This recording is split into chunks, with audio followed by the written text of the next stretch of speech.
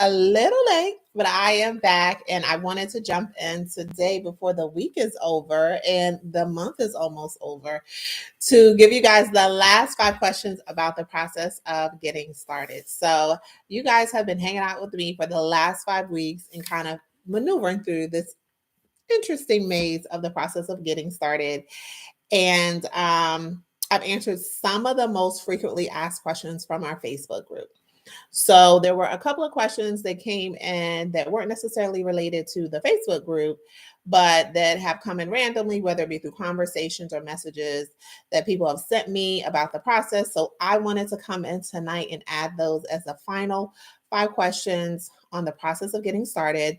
And a lot of these questions are really based on mindset. So it's always a great and interesting topic because sometimes we don't realize that we already are doing the things that are preparing us for where we need to be. It's just kind of switching off that mindset. So one of the questions was around how do you know you are prepared and ready to get launched? How do you know you have everything together? So my answer to that is you really don't.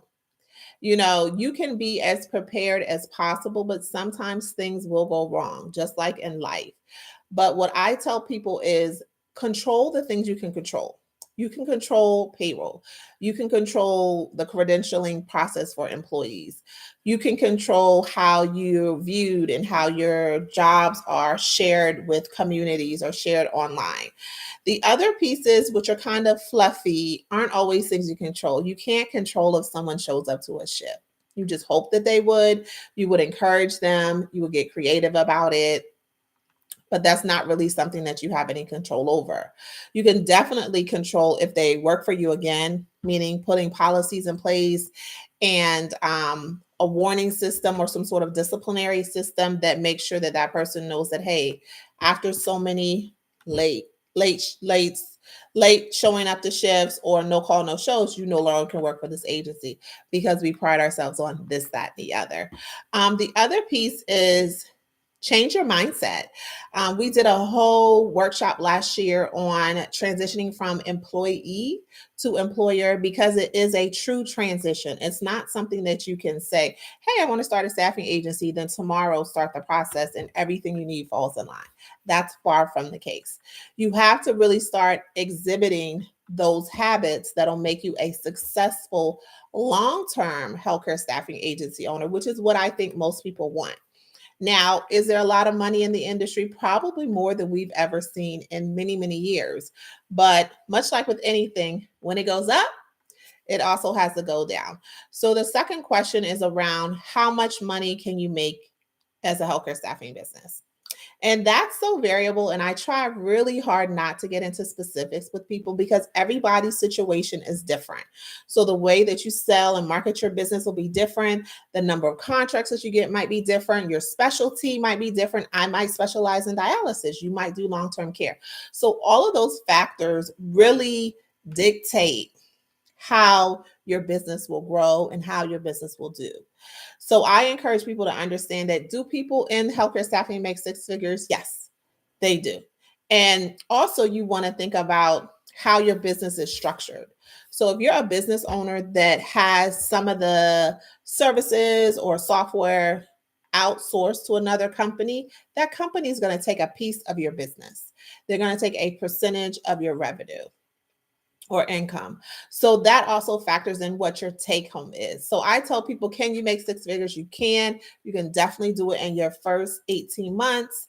But from there, a lot of it is dependent on how you grow, how good you are with developing your business, how good you are with marketing your business, what area you're in. Are you in the healthcare side that has the highest demand? Are you in the side that has, the specialization or high paying contracts versus, high turnover types of contracts? So you always have to look at that. And that's kind of where early on in the frequently asked questions, I mentioned the part about doing your research.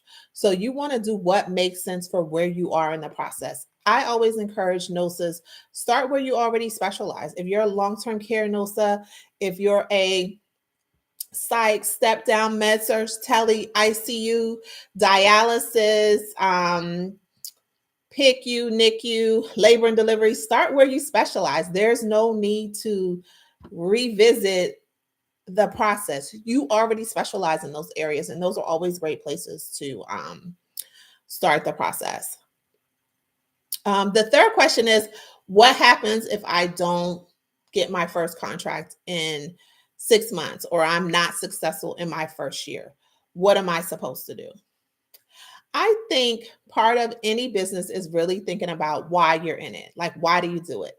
I do it because I am truly in love with healthcare. I've been doing it over a decade now. It's become a second part of my life. And this educational piece of it has kind of spiraled my appreciation for the industry even more. And the difference between healthcare, where you see it as a nurse or healthcare professional, the side that you see is very different than the business side of healthcare. So, getting educated, understanding, looking at different reports, joining different organizations and associations that really touch on that business side really gives you the skills you need to feel comfortable in it. Sometimes people get contracts in their first 30 days. Sometimes it takes 3 to 6 months. It just varies. If you're not as successful as you want to be early on, it's important to be self-reflective. Just like we do assessments as nurses on the floor, it's really important to do the same thing in business and kind of tell yourself, hey, I'm good at these things. I'm not good at these things. So the things I'm not good at, I'm going to work on. I'm going to improve. And if it's to a degree that you may need to outsource it.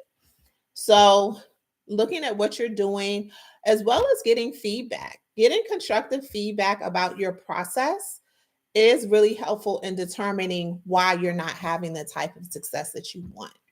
Sometimes it's that your process is too labor intensive. Sometimes you're too wordy or you're too long winded. Maybe your messaging isn't clear. Maybe your marketing branding doesn't give or connect with the audience that you intended to be. Maybe you're not that great at being a public speaker. Maybe you haven't created a clear, concise, easy to understand message about what it is that you do and plan to do. So those are all things to consider. Nonetheless, don't give up. If you started the process, finish. If you have hiccups along the way, get help and support. We have a big group on our Facebook page, and outside of the Facebook page, they have smaller accountability networking types of groups. And those are great places to hang out. And honestly, you don't have to just hang out in the NOSA group. You can hang out anywhere where people are doing the things that you want to do or want to learn how to do. YouTube University has so many resources out there to help you get more comfortable with making sales calls, get a better understanding of LinkedIn, connect with other communities that may be the types of communities either in your neighborhood or service area that you want to link up to. So no matter what, the main thing is you have to stay focused on the goal. When we got started, we didn't know where we were going to end up with our agency. We didn't know that it was going to even become a thing. I for sure didn't know when I started the NOSA group 5 years ago that it would become 5,000 people nationwide. That wasn't even the idea. I just wanted some people to talk to about this process that was so new and foreign to me. And now it's a community of people and support and resources and access and information that in many, many ways is operating on its own. So you never know where what you start doing will become in the end. So don't give up. But if you need help, definitely ask for help. So question number 4, why is social media important? Social media is important. One, mostly because while you're watching this video today, this is where people spend their time. This is where people probably spend even more time over the past 2 years. And with your business, you as an individual, what you represent, not having a presence there, you're missing out on an audience. You're working harder than you need to. My videos, all YouTubers, Facebook, Instagram, your videos stream 24/7. We've had people as far as Australia. Look watch, connect to our videos. So you never know where you may find that next contract or get connected with that next contract. But deciding not to be on social media is really opening the door for you to work harder than you need to and miss out on a whole entire audience.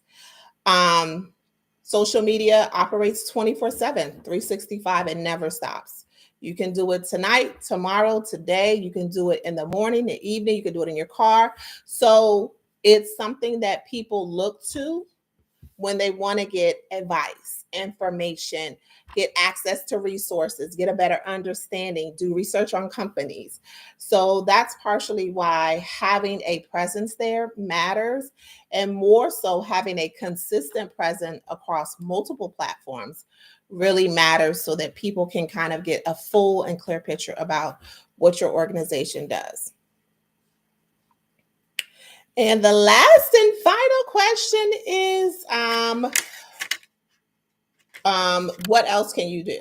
So I encourage people, even myself, to have a diverse business portfolio. Starting a healthcare staffing agency is an amazing business. It was a great opportunity for me and my business partner. It opened many, many doors in addition to the NOSA group, which I created shortly thereafter us getting started. But in a climate like healthcare and really any other industry, when it goes up, it goes down. So as healthcare is starting to see more and more changes, you want to be prepared to manage those changes. I talked about, I think it was probably part 3, where I talked about, hey, there are other areas outside of nursing to provide staffing. And I feel that way across the board about the industry. There's so many other areas in healthcare and other industries to provide staffing. Don't have your agency get stuck when healthcare turns upside down because you've only placed your focus on healthcare. I think it's important to diversify. Many members, myself included, when I came into healthcare staffing, I also had been a CNA instructor. I also was a CPR instructor. Many people have transitioned or segued from home care.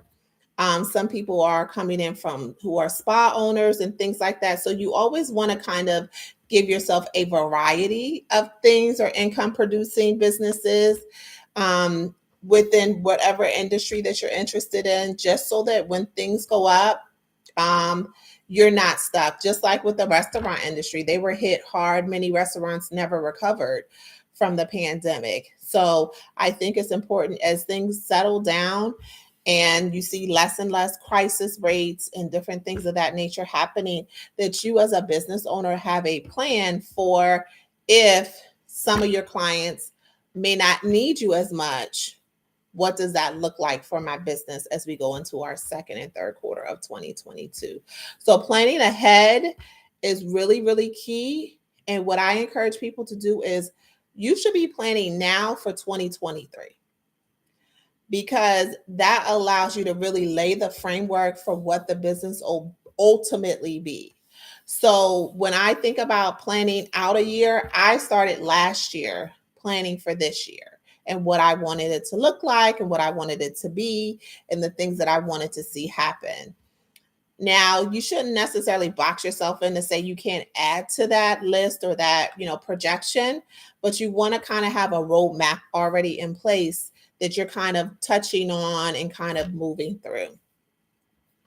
And then the very last question, or really just a suggestion, just to all business owners, not just NOSAs, really tap into technology.